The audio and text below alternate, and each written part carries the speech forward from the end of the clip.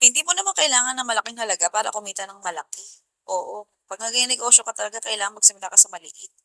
Oo, hanggang sa lumaki ka na. So, sa 90 ml na hinge cups natin, maglagay tayo ng Graham Crush.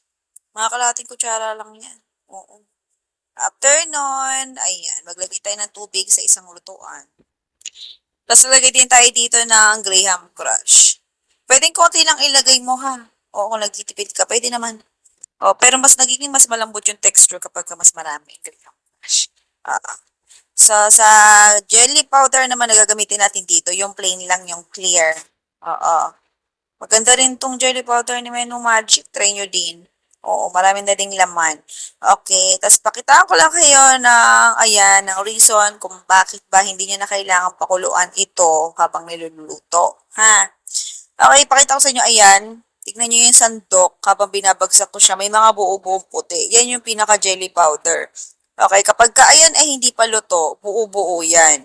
Parang may lumot-lumot ganon. Kapag ka bago kumulo, or uminit na yung, ayan, umuusok na, okay, bago siya kumulo, makikita nyo, pag inangat-angat nyo ulit yung sandok at binagsak nyo yan, makikita nyo, smooth na yung texture, wala nang buo-buo. Kapag ka napansin mo, hindi pa kumukulo, tapos pagka hinalo-halo mo at nawala na yung buo-buo, yun na yung signal na pwede mo na siyang ihango. Oo, kahit hindi pa kumukulo. Gets niyo ba? Kaya magaling magpaliwanag eh. Pilitin nyo na lang intindihin. Okay, tapos sa pagsalin sa hinge cup, ganyan lang ako lagi. Hindi nyo na ako kailangan tanungin kung gano'ng karami ba sa isang cup. Kasi tinatansya-tansya ko lang yan. Mm-mm. Pero syempre, pag ititinda nyo, kailangan talaga mga hating kapatid. Mga pagkalipas ng ilang minuto, mamumuo yan. Mabilis lang din mamuo to. Oo. Kung nagmamadali ka, pwede tapatan mo ng ventilador. Okay, pero kung ano, ayan, basta lagay ka lang nandiyan ng toppings na condensed milk. Condensed milk lang yung toppings, masarap na. Oo. Tapos takpan mo lang.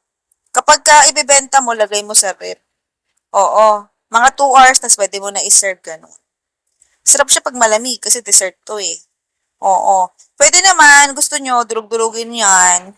Pakita mo lang sa bibili na pwedeng durug-durugin kung gustong durog. May mga tao kasi na ayaw ng durog yung texture ng jelly.